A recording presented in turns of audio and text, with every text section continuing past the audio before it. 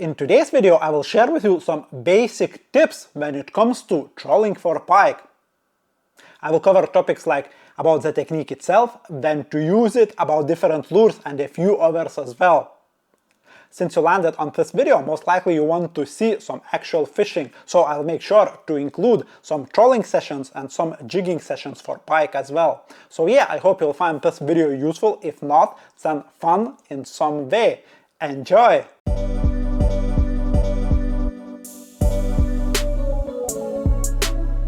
Hello and welcome to my 100 Big Pike challenge. I promise I won't give up until this challenge is done and dusted. In this series of videos I will cover plenty of pike fishing topics like presentation, location, lures, rigs, tackle and obviously very big pike banked. Just check it out. The rules will be very simple ones. I will only count fish longer than 80 centimeters towards my 100 big pike goal. So make sure you subscribe to my channel so you would not miss any future videos in my channel. Let's go! Right, before going any further, I want to stress it once more. I will only cover basics and general knowledge when it comes to trolling. I will not talk about downriggers, splitter floats, items like that, because I do not do trolling a lot, because I do not like it really, but it does not change the fact that it can be really killer tactics. So yeah, I guess I will cover all those topics I have mentioned already. I will kick this off by talking about the lures. So when I'm trolling, I want to have my lure which is very active, and actually I prefer the lures which produce so much vibrations that I would be able to see when the lure is working actually or vibrating on the tip.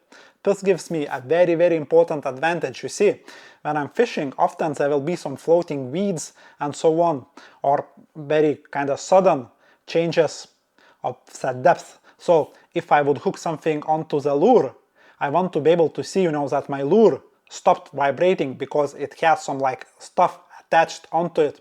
Again, I have a few different lures here and I will quickly talk about every single one. For example, basic minnow. Obviously I have a small one. When you will be trolling yourself, make sure you use some bigger ones for pike, even though sometimes smaller ones will be the way to go. So these ones are great because they will vibrate, as they say, and I will see those vibrations on the rod or on my rod. And yeah, if I would catch something, if I would have the hooks on this one, I would catch some like weed, and then the lure would stop vibrating and I would know about it. So yeah, various minnows, hard baits are great for that. Another one, which is very similar idea, is a blade or web lure. Basically, those ones are vibrating like crazy. Again, these ones are made out of metal and they will be sinking, so they might be very good in deep waters. But again, if I would catch something like some weed or some stick, some rubbish with the hooks or on the attachment, I would know about it immediately and I would be able to reel in, and clear my rig or my lure and cast it out again. So that's very important. Again, I don't want to waste time by dragging lures which are not working for me. And those aggressive ones are really very good way to go in my opinion. Then, when I'm trolling in summer, topwater lures like whopper ploppers are really great lures for that, because you always can see them and they are very effective as well. As I say, in warmer months you don't want to be trolling and using topwater lures in winter. They just will not catch anything. So yeah, great lures for summer trolling. Very successful. Even though I just talked about those hard lures, but most often than not I would use soft silicone lures when trolling. You see, fishing is difficult for me. I'm not getting many bites when I'm trolling, and therefore I often switch to soft silicone lures which are kind of more delicate, and then I start catching relatively quickly. So yeah, those ones are great, but they do not offer much of an indication when it comes to vibrating on the tip. Therefore, they are quite dangerous lures. So I like to, retrieve it every, I don't know, 10 minutes or so, because, if I would catch some tiny little weed, this lure would stop working, and then again, I always go, when I'm trolling, for very aggressive lures when it comes to soft plastics. For example, here I have cannibal shad imitation, and those are very, very aggressive, lures. They are creating lots and lots of vibrations, and this is what you want or this is what I go for when I'm trolling. So yeah, great, delicate lures when trolling will be silicone ones. So basically, I will go 2 clicks, on my outboard, and once I, reach those 2 clicks, I will cast out, and yeah, I'm making sure that I'm casting, behind me, and then I will keep my rod just onto my hands. For me it's not an option when I'm doing, this kind of trolling or moving between the spots slowly. I mean, it's not an option to put the rod in the, in the rest or on the rest and, observe the tip like feeder fishing. So I'm doing this kind of thing. Still, I want to feel that bite into my hand. So I just saw some weeds, so, and I want, to make sure that I'm avoiding those weeds. Probably I haven't. And yeah, it allows me to feel, whether I have stuff on my rig or I have not, Obviously, the best bet would be to use, some like active lure where you can see, it's actually, kind of shaking, or rod's tip like, vibrating. But now I have just some silicone lure and just doing that.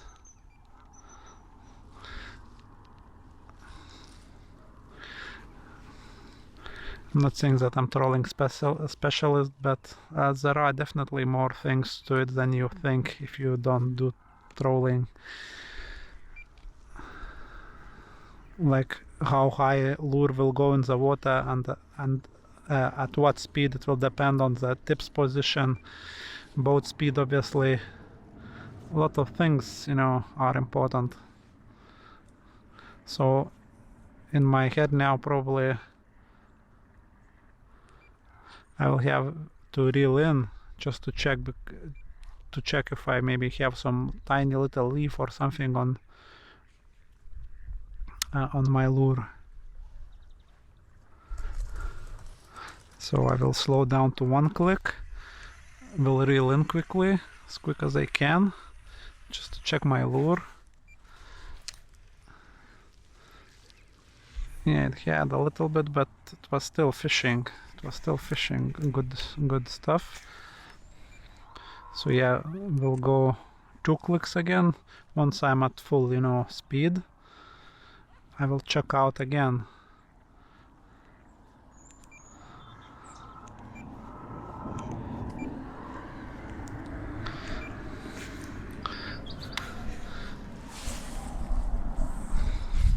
And doing that, you can, check lots and lots of water relatively quickly.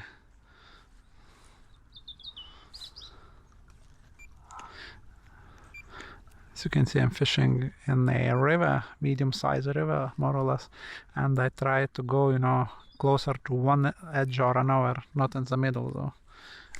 How about that? So I will anchor up now. Please stay on. So yeah, just to prove that my tactics is working, I got a bite.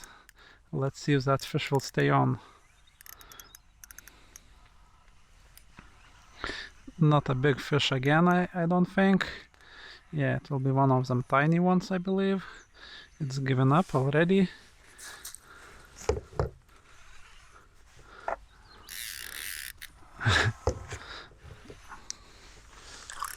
Wow, they're fighting those pike today. Got her. So yeah, trolling tactics worked.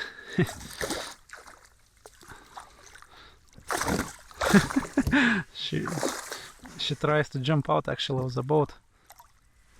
Ah, finally grabbed her. Just wrapped around, still fighting. Little pike, thank you. So yeah, that's my trolling tactics. And again, once I got a bite in here, I'm anchored up already. I can, give a couple more casts, just to see maybe there is a little shoal of them, It makes perfect sense to do that. If nothing will happen, I will move and mosey on, So yeah.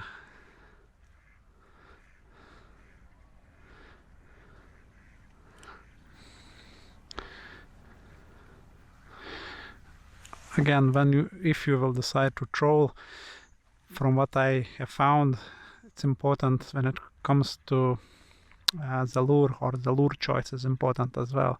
So you either can go big, you can go smaller one, but then it must be bright one, visible, and quite aggressive when it comes to the work.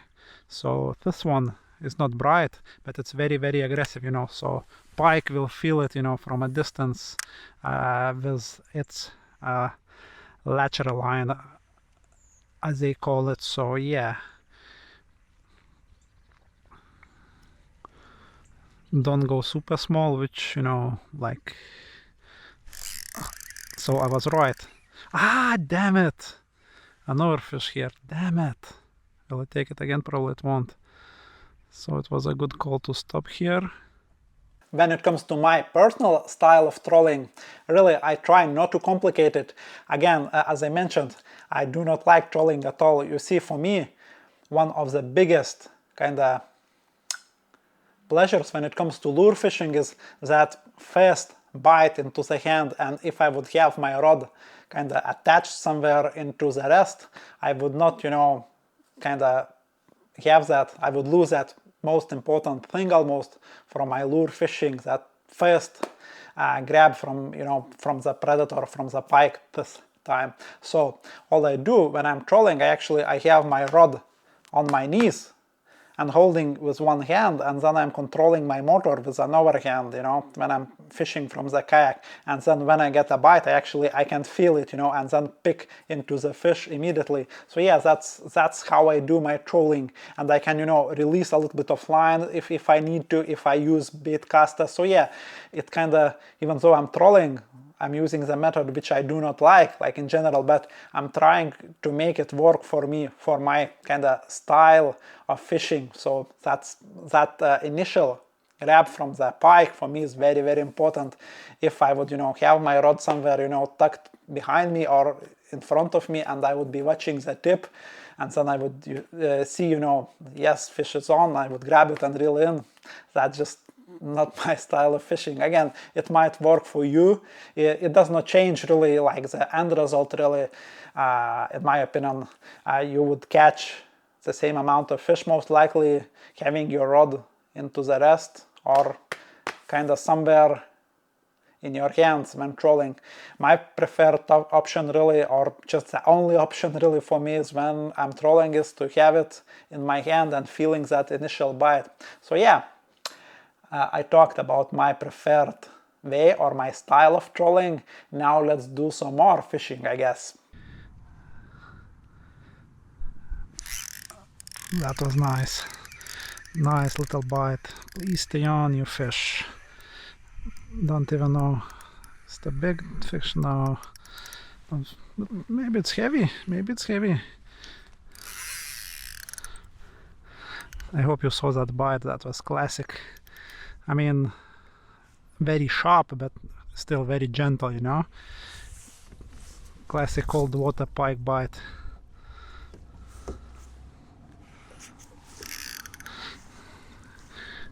Come on, you fish, give up. Quality fish, but not what I need. Get in that net, you pike. Bosh. I hook him out, bubbles, always. No, I don't need to measure here. I can show you that fish though. To my estimation, it will be maybe 70 centimeters, so way too short, way too short.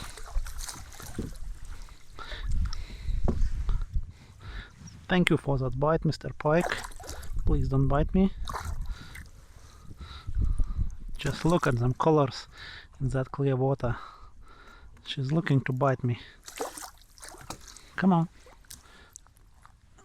Let me get you in control. No?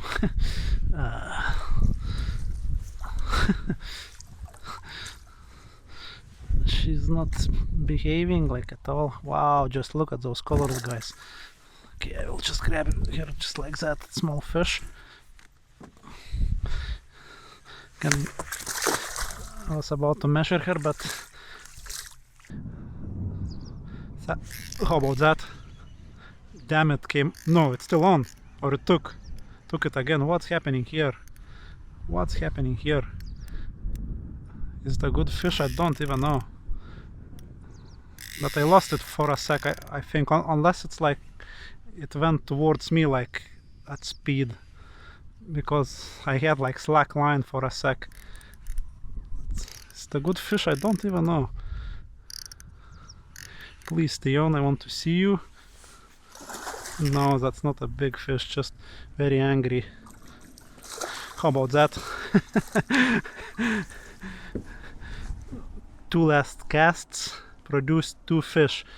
Hooked perfectly. Babbler's hook came out. That's how we roll. Awesome. Wow, those fish. They are angry today. I will measure this one just you know, just to show you that, and you know, just to get my own kinda eye, if you will, for the length of the pike. Okay, that's it. You are going on the board, Mr. Pike. So that's my 0. Very rough. I mean, I don't need to be exact. So that's my 80 mark, so it's about 70, as they say. Still, awesome fish, thank you. Right, now about when I would go trolling. Basically, there is only one situation when I would consider trolling for pike. You see, when I start fishing on a day and I can't get any bite in my productive spots, which used to be very, very good in the past and regularly, but on a given day, fish just aren't there, but conditions do look good. I mean, in my head, fish should be feeding, but I can't get any bite. So then I would start trolling just to, you know, to make sure that I would find some active fish.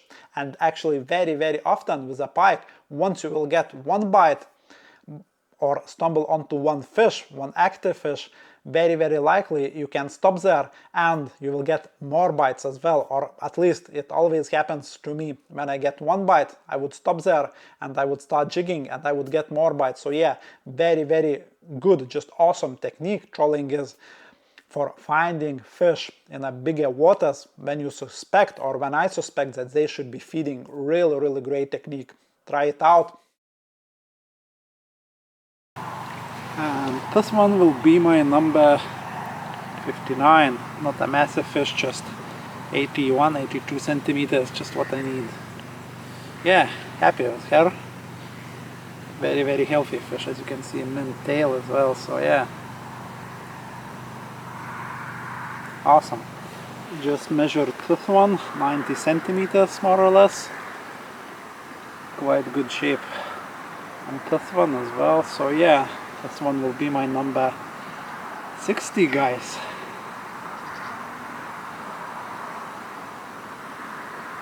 Not a fat fish, just decent shape. So yeah, we say 60, 40 to go. When it comes to technique itself, it's very easy and very complicated at the same time. So it's easy because in theory I could cast out my lure and then I could start moving my boat. And that's it. I'm trolling, and all this process would be called trolling. But then again, it's complicated because of a few factors. First of all, I have to have correct lure for a day. I have to make sure that my lure is moving at a correct speed for a given day, how fish are behaving, how active they are, and so on.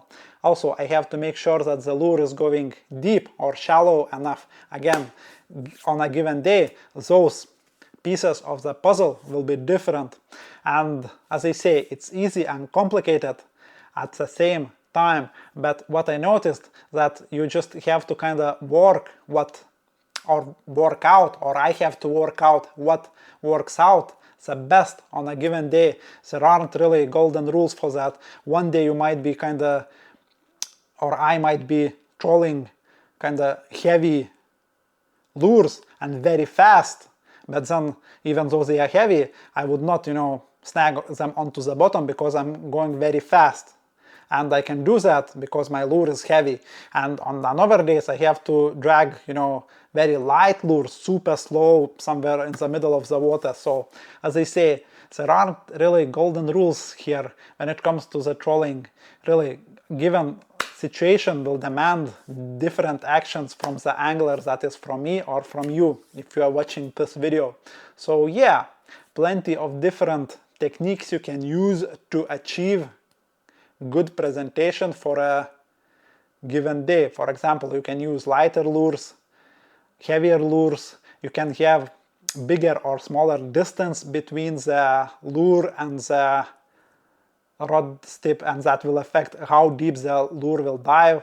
Also, you can change the angle between the rod tip and the water, so the closer you have, or I have, the rod to the water, the deeper the lure will go. So there are plenty of different things which will impact the most important thing when you are trolling, and that's the lure, which is at the end of your line. So all those things like flow, how fast you are going, wind will be affecting the boat, and so on, will have the final effect on the lure. And as I say, on a given day it will be important. So yeah, I talked a lot about this little topic, but it's not easy. As I say, it might look easy in theory, but if you want to catch consistently, you will have to adjust, or at least I have figured out that I have to adjust constantly my speed if the flow increased, or I'm kind of behind the kind of bend of the river and the wind increases, and kind of my motor goes slower because I'm going against the wind, and my lure slows down, and then I'm getting bites or not getting bites.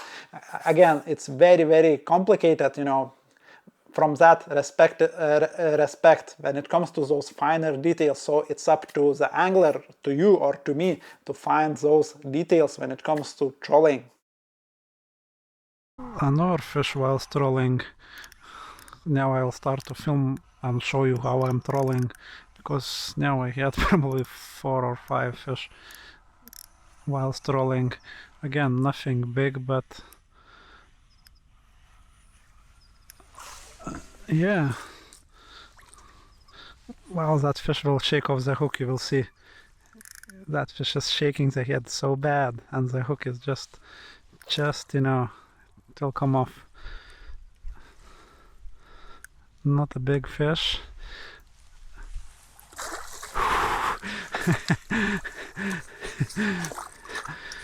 How lucky, just hooked in the nose, as you can see.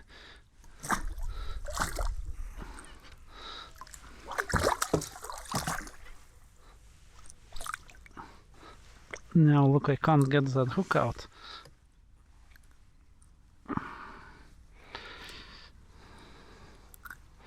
Finally, don't destroy my lure. Yeah, similar sort of size. Thank you. Yeah, I'm killing when it comes to the numbers. I guess that's all I had for today. I hope you have found this video useful. Thanks for watching, and see you in the next one.